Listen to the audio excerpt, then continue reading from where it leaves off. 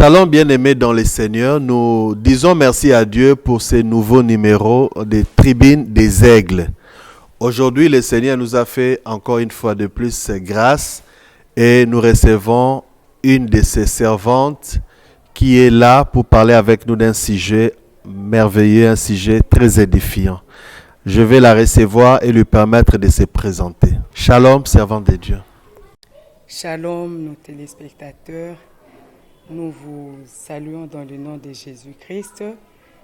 Si je peux me présenter, je suis la prophétesse Henriette Mbala, visionnaire d'une église qui est à Bandal, qui est située à Bandal, Kimbondo, sur l'avenue Pumbu 65. Ok, vous êtes mariée, mère de famille. Oui, je suis mariée, mère de 4 enfants. Et je suis mariée à M. Nicolas Intumu, avec qui nous avons 4 enfants, dont 2 filles et 2 garçons, Emmanuela, Destinée, Hope et Nicolas. Merci, servante de Dieu. Alors, nous sommes là pour parler de la foi. En introduction, qu'est-ce que vous voulez dire par la foi? D'abord, pour commencer, je vais d'abord dire ceci. Je suis visionnaire de l'église Mission Internationale Force de la foi. Et pourquoi la foi? Parce que je suis passée par des moments très difficiles et en plus de cela, Dieu m'a donné ce message de la foi pour sauver des gens qui sont en train de souffrir par rapport à leurs problèmes, par rapport à leurs difficultés. C'est-à-dire que sans la foi, vous ne pouvez pas vous en sortir. Sans la foi, vous ne saurez pas surmonter les épreuves. Vous savez, quand je parle de la force de la foi, c'est la force physique, spirituelle que Dieu nous donne. Parce que si tu n'as pas la foi, même la Bible le dit dans Hébreux 11, verset 1er, dit sans la foi, la foi d'abord c'est une ferme assurance des choses qu'on espère et une démonstration des choses qu'on ne voit pas. C'est-à-dire sans la foi, tu ne sauras pas survivre. Surtout que nous sommes en train de traverser des moments difficiles avec cette pandémie. Si vous n'avez pas la foi, vous ne saurez pas survivre. Parce que vous savez, en ce moment où nous parlons, les gens sont en train de mourir. Les gens aussi ont la peur. Ils ne savent pas qu'est-ce qui va leur arriver demain. Mais c'est pourquoi, lorsque Dieu m'a donné ce message, vous savez, parler de la foi, ce n'est pas un message banal. La plupart des gens prient beaucoup, mais ils n'ont pas la foi. Je l'ai expérimenté. La plupart des chrétiens, ils disent qu'ils sont des chrétiens, mais en réalité, ils ne savent pas comment vivre la foi. Vous savez, lorsque Paul parlait de la foi, il dit « le juste vivra par la foi ». C'est-à-dire que si tu n'as pas la foi, tu ne sauras pas vivre. C'est pourquoi il dit la foi, c'est l'assurance, c'est avoir l'assurance, c'est avoir l'espoir des choses dont nous espérons. C'est-à-dire même si je n'ai pas ça maintenant, je dois avoir la foi. C'est pourquoi lorsque je parle de la foi, c'est par rapport aussi à mon témoignage. Alors permettez, en servant de Dieu, vous dites qu'il y a des gens qui prient beaucoup, mais qui n'ont pas la foi. Ils prient beaucoup, mais qui n'ont pas la foi. Comment vous expliquez ça? Merci beaucoup, apôtre, pour la question. J'explique ça par rapport à ce que je suis en train de vivre et par rapport à ce que nous avons vécu, par rapport même aux gens qui viennent à l'église. Il y a des gens qui prient réellement, mais face à des difficultés, face aux problèmes, face aux maladies, des fois ils abandonnent la foi. Ils viennent à l'église, mais en réalité, ils n'ont pas la foi.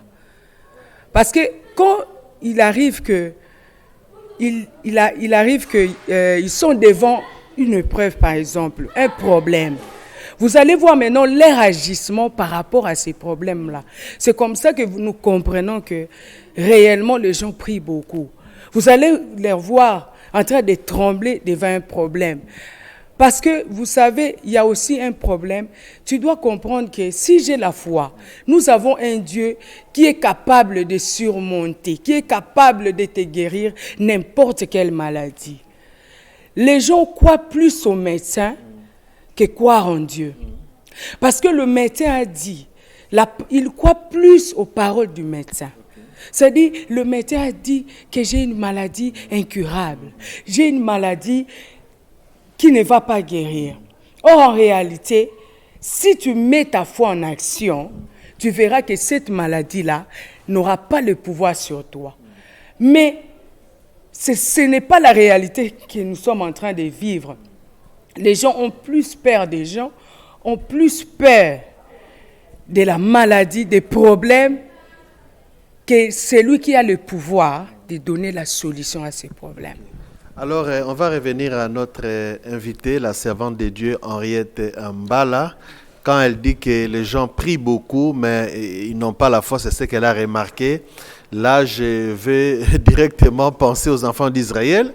Ils étaient avec Dieu, avec Moïse. Ils ont vu beaucoup de choses, beaucoup d'exploits, tout ça. Mais quand les problèmes arrivaient, quand il n'y avait pas d'eau, quand il n'y avait pas de la viande, quand il n'y avait pas je ne sais quoi, directement, ils manifestaient leur manque de foi. Ils commençaient à dire n'importe quoi, à murmurer. Et même à se dire, nommons un chef pour retourner en Égypte. Et donc, cette situation n'a pas commencé aujourd'hui. Donc, prier, c'est bien. Mais garder la foi, c'est une bonne chose. Alors, Romains 10, 17, je crois, dit que la foi vient de ce qu'on entend. Ce qu'on entend vient de la parole de Christ. Donc, nous pouvons dire que nous avons besoin d'abord de nous d'entrer dans les océans de la parole pour avoir la foi. Comment vous parlez de la relation parole et foi? Merci beaucoup. Vous savez, lorsque nous parlons de la relation de la parole et de la foi, pourquoi? Parce que, vous savez, ce que nous entendons, c'est ce qui est très capital pour notre destinée. La plupart des gens, ils mettent leur foi par rapport à ce qu'ils entendent. Or, lorsque la Bible dit, la parole de l'Éternel est esprit et vie. C'est-à-dire que si tu t'accroches à cette parole va produire la vie. Elle doit te maintenir, elle doit aussi te soutenir. Sans la parole, tu n'auras pas de soutien. C'est-à-dire que lorsque nous venons à l'église, nous entendons cette parole. C'est comme vous venez de le dire. Les enfants d'Israël, il y a eu un moment où ils ne croyaient plus aux paroles de Moïse. Parce que pour eux, ils se disaient, pourquoi Moïse ne nous a pas laissés en Égypte? Alors, il nous a rassurés. En réalité, ce que nous sommes en train de vivre, ce sont des choses contradictoires. Il y a des gens qui sont en train de vivre des choses contradictoires. Même si tu as entendu, même si les gens t'ont dit. Mais si Dieu n'a pas encore dit son dernier mot, c'est pourquoi nous disons aux gens, nous leur parlons qu'ils puissent s'accrocher à la parole de Dieu, qu'ils puissent s'attacher à la parole de Dieu. Parce que c'est la parole de Dieu qui apporte le repos dans nos âmes. Vous pouvez être découragé, abattu, mais lorsque nous venons à l'église, c'est pourquoi nous encourageons aussi aux enfants de Dieu de venir à l'église, de venir à tout moment qu'il y a la parole, parce que c'est cette parole-là qui va te donner la force de continuer. Parce que quelqu'un qui n'écoute que de négativité. Voilà pourquoi il y a des gens qui sont aujourd'hui ruinés, ils sont aujourd'hui détruits par la parole qu'ils ont entendue. Par exemple, il y a des mamans, depuis l'enfance, ils ne parlaient que des paroles négatives sur leurs enfants. Et vous allez voir que ce sont des paroles qui auront des retombées dans l'avenir de leurs enfants. Voilà pourquoi il faut aussi faire attention, parce que la Bible dit que la vie et la mort sont au pouvoir de la langue. C'est-à-dire, ce que moi je déclare, c'est ce qui va arriver. C'est que moi, voilà pourquoi même Moïse La Bible dit que c'est par la foi que Moïse refusa d'être appelé l'enfant de la fille de Pharaon. C'est-à-dire, si nous avons la foi et que nous entendons des bonnes paroles, raison pour laquelle j'ai toujours dit que tu dois abandonner les clubs de décourageurs. Ne sois pas parmi les gens qui te découragent, qui disent toujours des paroles négatives sur toi. Les paroles négatives auront des effets sur votre futur. Oui, des effets négatifs sur votre futur. C'est-à-dire que lorsque j'entends, est-ce que cette parole peut produire quelque chose? Vous voyez qu'aujourd'hui même, nous avons des criminels. Tout ça parce qu'il y a eu des paroles qui sortaient, des paroles négatives par rapport à cet enfant-là. Toi, tu ne réussiras pas. D'ailleurs, moi, je regrette que j'ai enfanté tel enfant. Vous voyez que, vous savez, moi, j'ai toujours dit que dans le monde, il y a des ondes négatives qui affectent la vie des gens. C'est-à-dire, quand tu as toujours l'habitude d'entendre des paroles négatives, il y a aussi le monde des esprits qui sont là, qui captent ces paroles-là. C'est pourquoi vous verrez que ce jeune homme, en grandissant, comme il entendait, le diable aussi a mis aussi... Les paroles sont des semences. C'est tout que les paroles sont des semences. Quand elles sont sémées, elles vont germer et puis produire des fruits. Ça, c'est vrai. Les paroles sont des semences. C'est-à-dire que c'est pourquoi moi, j'ai toujours dit, même à mes enfants, j'ai toujours déclaré des bonnes paroles. Il faut vraiment faire attention à notre langue. Ce que nous disons, ce que nous déclarons. Voilà pourquoi aujourd'hui nous sommes en train de regretter pourquoi j'avais dit telle parole, et aujourd'hui j'ai perdu mon enfant. Aujourd'hui mon enfant est devenu criminel, cet enfant est perdu, je ne sais pas comment le récupérer, mais laisse-moi te dire, par la foi, si tu as la foi, tu peux récupérer ton enfant. C'est possible avec Dieu et c'est faisable avec la foi. Alors, merci beaucoup, servant de Dieu. Donc, bien-aimés, faites attention avec les paroles que vous sortez de votre bouche. D'ailleurs, il y a un passage qui dit, les mots que vous déclarez aujourd'hui détermineront votre sort futur. Donc, les paroles que vous déclarez aujourd'hui vont déterminer votre sort futur. La Bible dit, comme la servante dit là aussi, dit que la mort et la vie sont au pouvoir de la langue. Et quiconque mangera selon ce qu'il dit, ça veut dire quiconque vivra les réalités de ce qu'il déclare de sa bouche.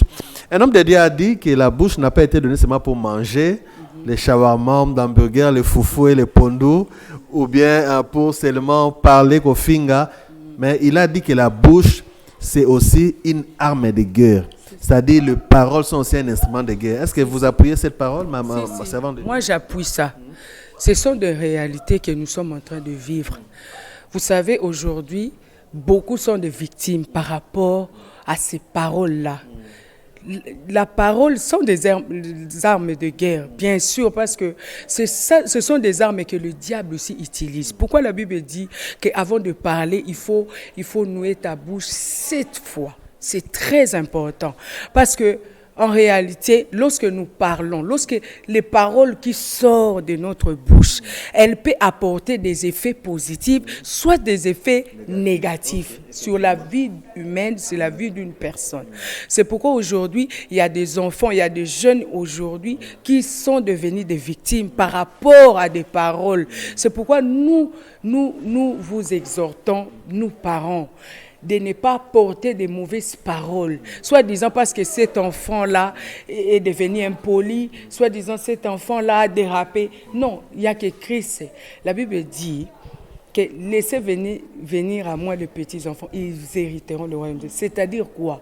Tu dois soumettre cet enfant-là à Dieu, parce qu'il n'y a que Dieu qui peut apporter la délivrance. Moi, j'ai compris que si réellement les parents savaient qu'il n'y a que Dieu qui peut apporter la délivrance. Parce que nous, les parents, quand nous donnons au monde, quand nous avons eu des enfants, le reste, c'est Dieu qui s'en occupe. C'est-à-dire, ce qui suit la croissance, lorsque l'enfant va grandir, là, ça ne dépend plus de nous. C'est Dieu maintenant qui va prendre en charge nos enfants. Parce que qu'est-ce que nous sommes pour que nous puissions éduquer nos enfants. Il n'y a que Dieu qui peut le faire. Parce que les enfants grandissent, à un moment ils vont à l'école, à l'université, on n'est pas avec eux. C'est vrai, nous les mettons au monde, nous travaillons pour leur éducation, nous les nourrissons, nous les encadrons. Mais comme la servante de Dieu dit, la vraie personne qui peut s'occuper de nos enfants pour les restants de leur vie, c'est Dieu. Donc là, il y a même un lieu de pouvoir leur apprendre les voies de Dieu dès les bas âges, selon qu'il est écrit, montre à l'enfant la voie qu'il doit suivre afin que quand il va grandir, mais servant de Dieu, ce n'est pas seulement les mamans ou les papas qui parlent mal à leurs enfants, sémant des sémences négatives. Nous voyons même dans les couples aussi. Il y a des hommes qui parlent mal à leurs femmes. Tu n'es rien, tu ne paies rien, je regrette de t'avoir épousé. Il y a aussi des femmes qui parlent mal par rapport à les épouses qui parlent mal à leur époux, vraiment aux qui pengaté, vraiment en tout cas, ceux qui n'aient pas tout ça, des paroles. Qu'est-ce que vous dites avec ce qui se passe là? Même dans les entreprises, les patrons qui disent n'importe quoi à leurs subalternes, et les subalternes de leur côté aussi qui injurient les patrons. Tous les jours. Il y a même au niveau sociétal, au niveau des nations, où les habitants ils parlent peut-être contre les gouvernants et les gouvernements, bon, je ne sais pas si les gouvernants parlent aussi contre mais ce ping-pong des paroles négatives est un peu vu par-ci par-là, dans les quartiers, même dans les églises, les enfants de Dieu entre eux, ils se disent des mauvaises choses. Parce que nous restons dans l'aspect de la parole, puisque la parole apporte la foi. Oui. La foi vient de ce qu'on entend. Amen. Qu'est-ce que vous dites à tous ces groupes qui ont l'habitude de parler mal, de minimiser, de dénigrer, de parler négatif contre leurs vis-à-vis, que ce soit parents vers enfants, les conjoints entre eux, dans les sociétés, dans les églises, dans les entreprises? Qu'est-ce que vous leur dites? Parce que les paroles sont vraiment des choses qui apportent la manière de vivre, c'est-à-dire la foi qui va déterminer les hauts ou les bas du futur. Qu'est-ce que vous dites à ces groupes de gens différents que j'ai présentés? En tout cas, moi, je trouve que c'est vraiment un manque d'amour. Vous savez, ils doivent comprendre que les paroles ont une mauvaise influence. Voilà pourquoi elle affecte même la vie des couples. Parce qu'à chaque fois quand la femme est blessée, quand elle est lésée, qu'est-ce qu'il sortira d'elle? Il ne sortira rien de bon. C'est-à-dire que quand la femme se sent aimée, par exemple, vous lui dites des mots gentils, des mots d'amour. Simplement, cette femme, elle va commencer à produire ce qu'elle vit. C'est que toi, tu as sémé en elle. Mais quand tu sèmes la haine, quand tu sèmes les mauvaises paroles, qu'est-ce que tu crois? C'est ce que j'ai regardé même hier dans un film. J'avais compris, j'ai fait l'analyse de ce qui s'est passé dans ces couples et j'avais compris que la base, c'était la parole. Le sémence de mauvaises paroles. C'est pourquoi aujourd'hui même, nous voyons que dans le couple, il y a cette sémence-là. Voilà pourquoi ils sont maintenant en instance de divorce et soi-disant, en réalité, ils ne doivent pas se séparer. Mais pourquoi? Parce qu'il y a des paroles négatives, des paroles, à chaque fois vous dites des paroles négatives. C'est pourquoi il faut faire très attention. Dans un couple, même dans une famille, quand il y a toujours des paroles négatives qui sortent, quand il y a toujours des mauvaises sémences là, c'est ce qui détruit, c'est ce qui font qu'il y ait la division dans des couples, dans des familles, à cause des mauvaises paroles. C'est pourquoi c'est vraiment une mauvaise sémence. Elle aura une mauvaise influence. Voilà pourquoi aujourd'hui, nous voyons qu'il y a des familles qui sont séparées, ils sont divisées. Tout ça, c'est à cause des mauvaises paroles. C'est pourquoi nous devons faire très attention à ce que nous disons, à ce que nous parlons, à ce que nous déclarons. Merci, servante de Dieu. Alors, moi, je pense que nous devons emboîter les pas au Seigneur. La Bible dit que les faibles disent « je suis fort ». Donc, Dieu, dans sa manière de se comporter, il ne veut pas que nous appelions problème par son nom, mais que nous confessions la solution à la place des problèmes. Donc, que le faible dit « je suis fort », par extension, que les malades disent « je suis en bonne santé », que les pauvres disent « je suis riche », que l'endetté dise que bientôt mes dettes vont finir, Dieu va m'aider, que les chômeurs disent que j'ai un bon boulot, et que celui qui est fatigué de marcher à pied dise qu'un véhicule est là à mes côtés, Dieu me l'envoie. Donc je pense que si nous pouvons suivre la manière de fonctionner de Dieu, ça sera bon. Parce que nous voyons même dans Genèse, la Bible dit que la terre était informe et vide, il y avait les ténèbres. Mais Dieu n'a pas commencé à se plaindre, mais la terre était vide, et maintenant je veux faire quoi? Non. Il a commencé à appeler les choses qu'il voulait voir. Et la Bible nous révèle que, et après le 6e jour, la terre qui était informe et vide avec les ténèbres, tout ce qu'il avait fait était très bon. Je vois même Jésus, quand il devait nourrir beaucoup de gens qui étaient là, qui l'ont suivi, il n'y avait que 5 pains et 2 poissons. Jésus n'a pas dit au Père, mais au Tikinga Boendere, non, il a pris les 5 pains et les 2 poissons, il a dit merci à Dieu pour ce qui est disponible, et à la fin ou après, on a vu les miracles venir. Donc, nous sommes appelés, bien-aimés, serviteurs, servants de Dieu, papa, maman, enfant, chacun dans sa casquette, partout où tu es dans la société. Évitons de dire les mauvaises paroles, comme le dit si bien la servante de Dieu, parce que les paroles sont des semences et les choses que nous prononçons aujourd'hui, c'est ce qui détermine notre sort futur. Les choses que les gens écoutent viennent rester dans leurs pensées, dans leur subconscient, et ça va germer et puis pour faire d'eux demain des gens conformément aux paroles qu'ils ont écoutées. Apprenez à dire aux gens, tu es fort, tu es beau, tu es belle, tu iras de l'avant, tu vas réussir. Tu n'es pas encore là, tu dois être aimé. Nous voyons, il y a quand même de l'évolution. Apprenons à pousser les gens en avant et ça sera des paroles qui donnent la foi pour aussi faire des bonnes choses. Alors, servant de Dieu, la foi. Est-ce qu'il y a des témoignages? Parce que vous parlez de la foi. Vous-même, avez-vous des témoignages? Que ce soit pour votre vie ou dans la vie des gens qui vous encadrent, dans la vie, je ne sais pas, des membres des familles, des choses que vous savez que Dieu a faites par rapport à la foi? Amen. Oui, certainement, il y a beaucoup de choses. Vous savez, on ne peut pas parler de la foi sans pourtant vivre la foi. Vivre la foi. Bien-aimé, moi j'ai vécu des situations, des défis dans ma vie. Tel que vous me voyez, j'ai accouché 4 fois par césarienne. Si je n'avais pas la foi, je n'allais pas être là devant vous en train de vous parler de la foi. Je vous parle de quelque chose que j'ai vécu. C'est du vécu. Je suis passé à 2 doigts de la mort, mais c'est par la foi que j'ai survécu. Et après ces témoignages-là, il y a aussi un autre témoignage. J'ai fait 3 ans avec des saignements, à tel point que ça allait empirant. Le médecin même m'a dit qu'on doit extraire la matrice.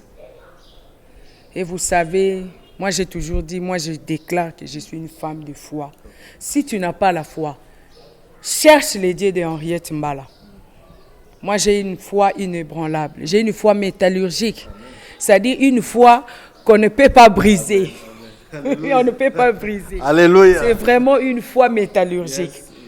Si je n'avais pas cette foi-là, j'allais déjà partir je ne sais où. Mais si ce qui me permet à me maintenir jusqu'à présent, c'est la foi.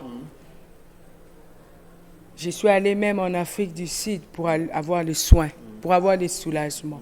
Vous savez, lorsque nous parlons de la foi de cette femme dans la Bible qui a fait 12 ans, les 12 ans là, bien aimé, c'est pas un 12 ans là. Vous savez, quand vous mettez un enfant de 12 ans devant vous, c'est déjà un grand monsieur.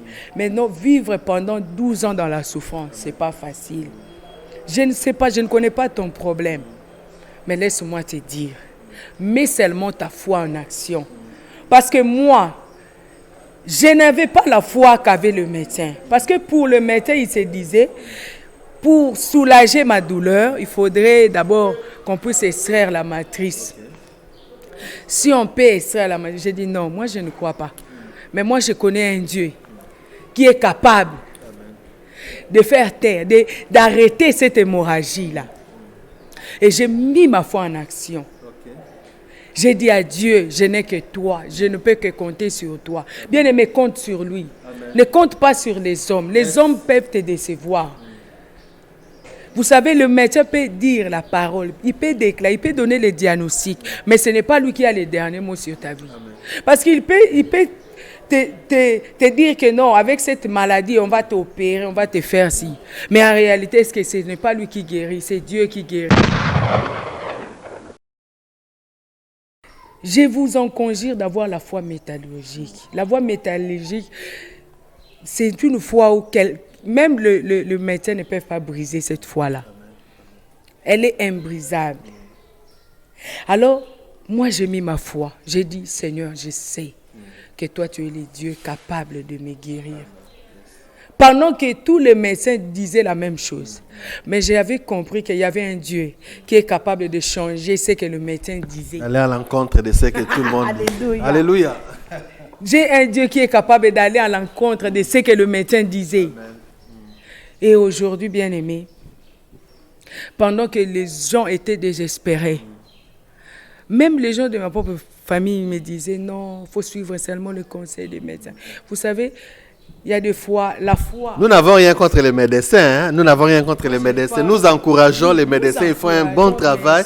Mais nous voulons seulement dire qu'il y a des temps où ils sont limités. Et que le Dieu illimité peut intervenir et faire ce qui... Amen. Voilà. Salut à tous les médecins de tous les grands hôpitaux ici en RDC et puis dans le monde. Nous vous encourageons. Vous faites un bon travail. Gloire au Seigneur. Amen. Bien, mais nous ne voulons pas dire que les médecins sont limités, non. Et aussi sont des serviteurs que Dieu a mis pour nous aider. Mais parfois, ils sont limités. Ils sont limités.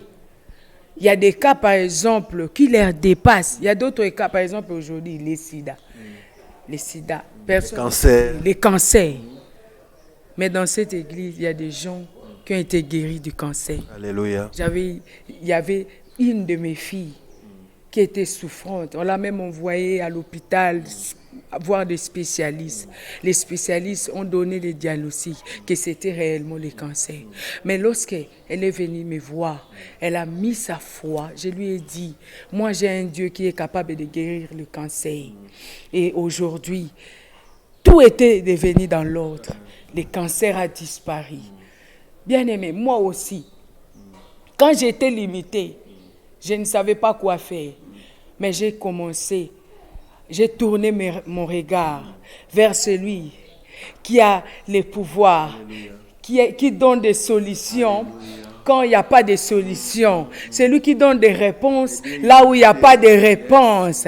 Les dieux capables, les dieux impossibles, les dieux de l'impossible. C'est lui qui amène la possibilité là où il n'y a pas de possibilités. Là où il y a des limitations, ces dieux-là nous donnent l'espoir.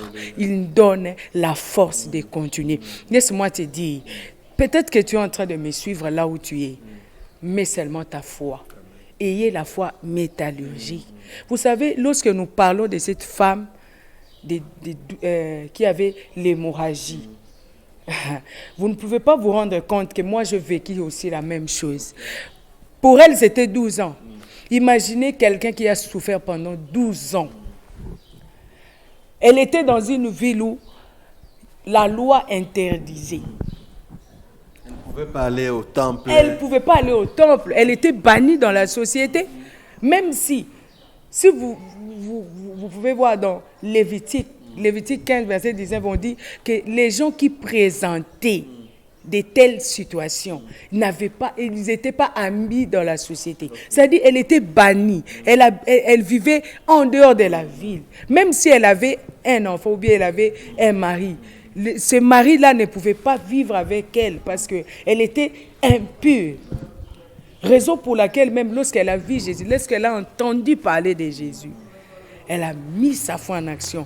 Elle a sauté. Elle s'est dit que Jésus-Christ, c'est le dernier cartouche. Okay. Si je loupe cette occasion, en tout cas, au risque péril, je pars. Amen. Raison pour laquelle elle a touché Jésus-Christ par derrière. Parce que par la peur d'être lapidée. Elle se disait, si je passe par devant. Mais lorsqu'elle a touché Jésus, il y a eu quelque chose qui s'est produit. Elle a senti qu'il y avait un changement inentendu, inhabituel. C'est-à-dire, avec Dieu, tu verras des choses inentendues, des choses inhabituelles si tu as la foi. Certainement. C'est pourquoi lorsque Jésus dit à ses disciples, il a dit par rapport à cet officier-là, Romain, il dit, jusqu'à quand je serai avec vous? Pourquoi est-ce que vous ne comprenez pas? Il dit, j'ai été avec eux, mais ils n'ont pas pu rien faire. Mais la Bible dit que Jésus-Christ s'est déplacé jusqu'à là où était la jeune fille. Et ces jours-là, il a guélé ses disciples. C'est pourquoi à chaque fois, si tu n'as pas la foi, tu ne verras pas de résultats dans ta vie. La foi, il est impossible d'être agréable. Agréable, c'est pourquoi la Bible dit, sans la foi, il est impossible d'être agréable. Amen. Vous savez, la Bible dit dans Hébreux 11, lorsque nous lisons dans le verset 13, il dit, il y a d'autres personnes, par la foi, ils sont morts, sans pourtant voir les choses qui leur avaient été promises par Dieu. Ils les ont saluées des lois. Ils ont salué des lois. C'est-à-dire qu'il y a certaines personnes. C'est pourquoi j'ai dit même aux enfants, les enfants à l'église ici, je leur dis ceci. Si vous n'avez pas la foi, vous allez saluer vos promesses de loin. On va vous enterrer. Il y a certaines choses, si tu as la foi, tu dois refuser aussi de mourir. C'est possible, Dieu va t'accompagner par rapport à ta conviction. C'est pourquoi j'ai toujours dit, ta conviction personnelle, c'est ce qui est la meilleure. Ne dis pas que non, parce que tel a dit que je vais mourir. Non, cette personne-là n'est pas Dieu. Parce que c'est Dieu lui-même qui a les derniers mots sur ta vie. C'est Dieu lui-même qui a les derniers mots. C'est-à-dire tu dois aussi avoir la conviction. Quand tu as la foi, tu dois aussi avoir la conviction. Déjà, la foi était une ferme assurance. Dans ce sens, une conviction ferme. Je ne tremble pas. Voilà. Je suis là, debout. Alors là, ça me fait penser au père Abraham, notre père dans la foi. La Bible dit d'Abraham, il avait près de 100 ans, je crois. Sa femme n'était plus en état d'avoir des enfants, ménopause au carré. Voilà. Mais la Bible dit, Abraham, espérant contre toute espérance. Ce qui veut dire, il a espéré même là où on ne peut plus espérer. Il ne douta pas par incrédulité au sujet de la promesse de Dieu. Il fut fortifié par la foi, rendant grâce à Dieu et ayant la pleine conviction que ce que Dieu promet, il peut aussi l'accomplir. Et à cause de cela, Abraham a touché Isaac. Isaac, il veut aussi dire rire ou sourire. Donc, nous n'avons pas besoin de regarder les réalités, de regarder l'apparence du problème, de regarder comment le problème a persisté, Nous avons besoin de regarder c'est Dieu aux possibilités illimitées, vous voulez dire. Amen. Par là, lorsque je parle de la foi, lorsque vous disiez l'histoire d'Abraham, là je parle de la foi avec les ingrédients. Dans la foi, tu dois ajouter aussi les ingrédients de la foi. Quels sont ces ingrédients de la foi? Les ingrédients de la foi, c'est la patience. C'est avoir la ténacité. Lorsque Dieu te dit quelque chose, lorsque Dieu te promet, il y a aussi un temps. Il y a aussi un temps d'accomplissement. Certains ne sont pas patients, il attend. Voilà, certains ne sont pas patients. Il va vers les diables, il abandonne, il dit que Dieu n'agit pas alors qu'il y a un temps de patience. Il y a un temps de patience. Okay. C'est-à-dire que dans ta foi, tu dois ajouter les ingrédients de la foi. La foi, tu dois avoir aussi la persévérance. Quand tu n'as pas la persévérance, la Bible dit, celui qui persévérera jusqu'à la fin, il sera sauvé. C'est-à-dire que quand j'ai la foi, je dois avoir la ténacité. Je dois savoir tenir ferme dans ma foi. C'est-à-dire que si Dieu m'a promis la bénédiction, je dois attendre jusqu'à ce qu'elle va s'accomplir. Mais pendant que tu es en train d'attendre, il y aura un temps aussi que tu dois passer. Il y aura des temps de souffrance, il y aura des temps. Mais pour cela, Dieu nous recommande, nous devons avoir les ingrédients là. Quand Alléluia. Tu n'as pas ces ingrédients-là, tu vas taper à côté de la foi. Voilà pourquoi il y a d'autres qui empruntent le chemin de l'Égypte. Ils vont chercher les féticheurs, soi-disant parce qu'ils sont à bout, ils sont fatigués.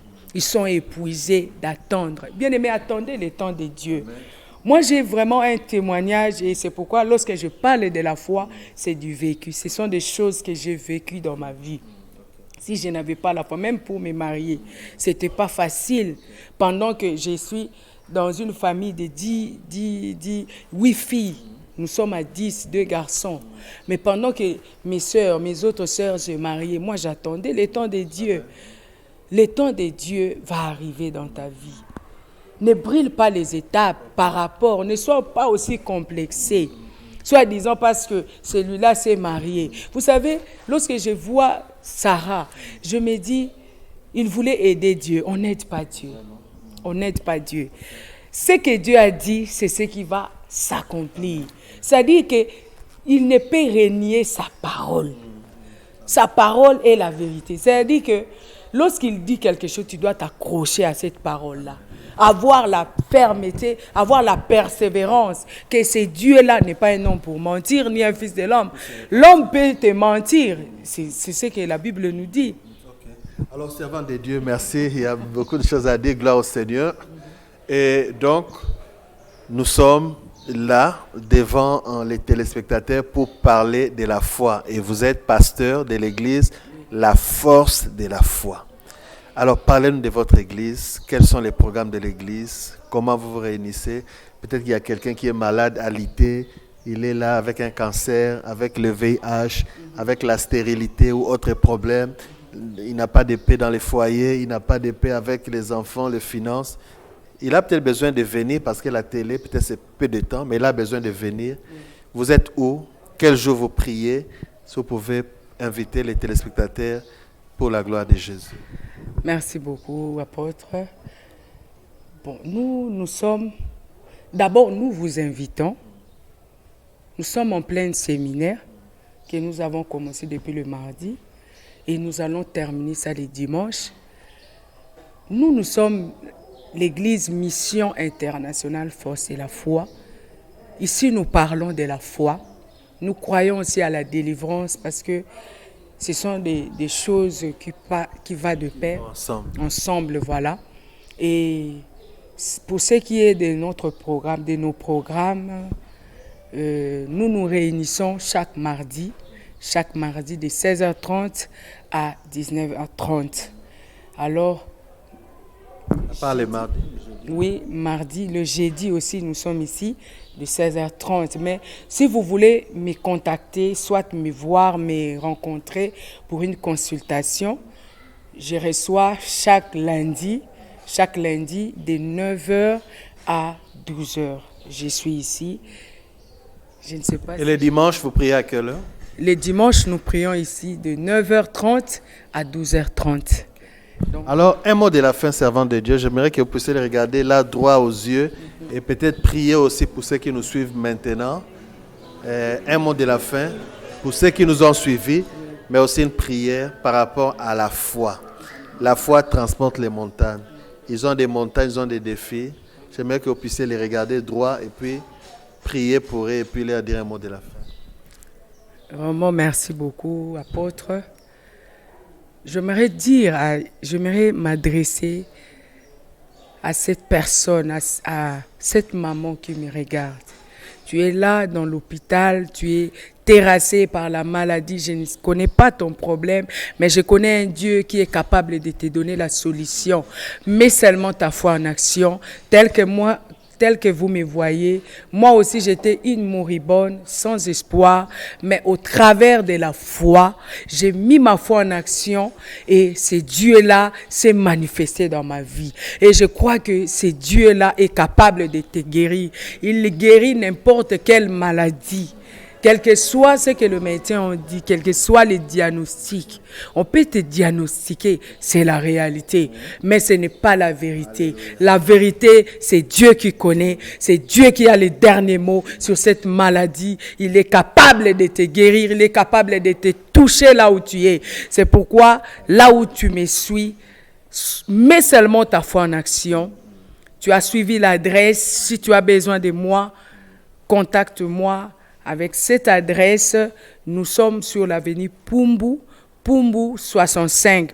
Si vous êtes vers Victoire, vous prenez le bus qui va vers Selemba ou non, vers 24 novembre. Vous êtes sur Bambolé. Bambolé. Vous descendez là et puis vous posez la question, l'avenue Pumbu. numéro 65, on va vous indiquer. Au cas où s'ils ont besoin de moi, numéro de téléphone 081 140 84 39. 081 140 84 39. Alors, bien-aimés, voici, nous sommes arrivés à la fin. Nous avions eu le plaisir et le privilège de recevoir sur ce plateau la servante de Dieu, Maman Pasteur Henriette Mbala. Alors, la foi est réelle, la foi est vraie. Pour l'avoir possédée, Hébreux 11 dit, les anciens ont obtenu un témoignage favorable. Amen. Et Dieu n'a pas changé les mêmes hier, aujourd'hui, éternellement. Amen. Ce qu'il a fait pour l'un, il peut le faire pour les autres. Ayez votre foi par la parole de Dieu et avec la foi, recevez tout ce dont vous avez besoin au nom de Jésus. Soyez bénis. Merci maman. Merci servante de Dieu. Nous disons merci à Dieu parce que vous avez été avec nous et pour ces messages. Alors, à la prochaine occasion pour un prochain numéro des Tribunes des Aigles au nom de Jésus. Amen.